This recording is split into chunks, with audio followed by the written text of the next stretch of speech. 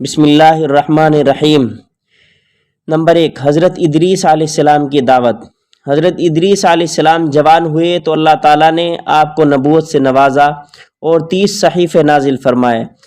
نبوت ملتے ہی آپ نے دعوت و تبلیغ کا کام شروع کر دیا۔ مسلسل دعوت دینے کے باوجود تھوڑے سے لوگوں نے ایمان قبول کیا اور اکثر لوگ جھٹلانے اور ستانے میں لگے رہے۔ جب لوگوں کا ظلم و ستم حد سے بڑھ گیا تو اللہ تعالیٰ کے حکم سے اہل ایمان کو لے کر بابل سے مصر چلے گئے اور دریائے نیل کے کنارے آباد ہو گئے، اور آخری وقت تک لوگوں کے درمیان انہی کی زبان میں اللہ کا پیغام اور دینی دعوت کا فریضہ انجام دیتے رہے۔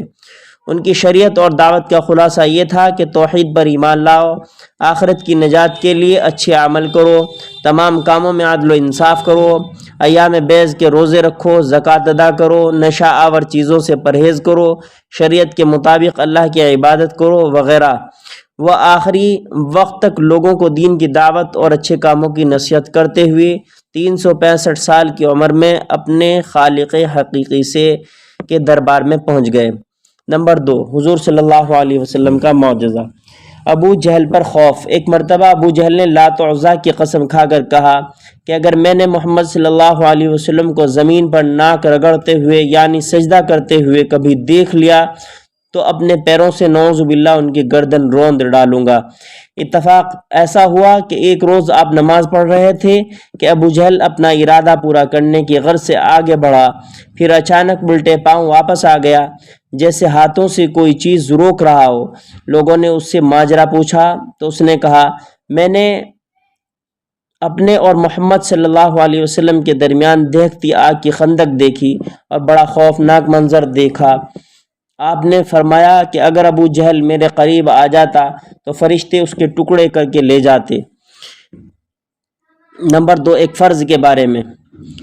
پردہ کرنا فرض ہے۔ قرآن شریف میں اللہ تعالیٰ فرماتا ہے، اے عورتوں تم اپنے گھروں میں ٹھہری رہا کرو اور دور جاہلیت کی طرح بے پردہ مت پھرو۔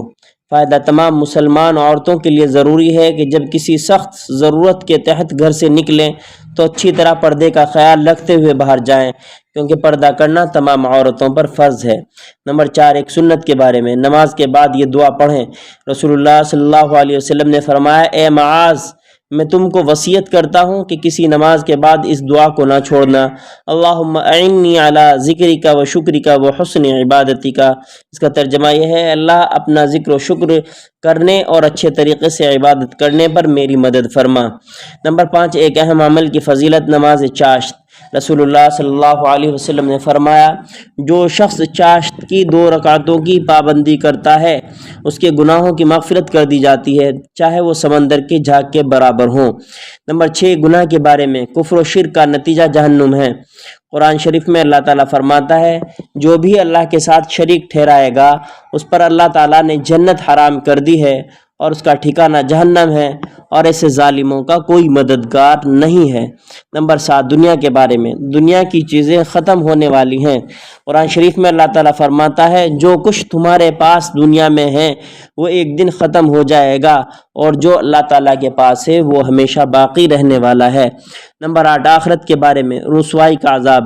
رسول اللہ صلی اللہ علیہ وسلم نے فرمایا، قیامت کے دن بندے کو ایسی شرمندگی لاحق ہوگی کہ وہ پکار اٹھے گا، یا رب آپ مجھے جہنم میں بھیج دیں، یہ میرے لیے اس ذلت و رسوائی سے زیادہ آسان ہے جو مجھے اب پہنچ رہی ہے، حالانکہ اس کو معلوم ہوگا کہ دوزخ میں کتنا سخت عذاب ہے۔ نمبر 9، طب نبوی سے علاج۔ عرق النساء کا علاج۔ حضرت انس بن مالک رضی اللہ عنہ بیان کرتے ہیں کہ میں نے رسول اللہ صلی اللہ علیہ وسلم کو فرماتے ہوئے سنا کہ عرق النساء کا علاج عربی بکری یعنی دمبے کی چکتی ہے، جسے پگھلایا جائے، پھر اس کے 3 حصے کیے جائیں اور روزانہ ایک حصہ نہار منہ پیا جائے۔ فائدہ، دمبے کی دم پر گول ابھری ہوئی چربی کے حصے کو چکتی کہتے ہیں۔ نمبر 10، نبی پاک صلی اللہ علیہ وسلم کی نصیحت۔ رسول اللہ صلی اللہ علیہ وسلم نے حضرت ابو ذر رضی اللہ عنہ کو نصیحت فرمائی کہ قرآن کریم کی تلاوت اور اللہ کے ذکر کا اہتمام کیا کرو، اس عمل سے آسمانوں میں تمہارا ذکر ہوگا اور یہ عمل زمین میں تمہارے لیے ہدایت کا نور ہوگا۔ اللہ تعالیٰ عمل کی توفیق بخشے۔ سبحان اللہ و بحمدہ، سبحانک اللہم و بحمدک، نشہد ان لا الہ الا انت، نستغفرک و نتوب الیہ۔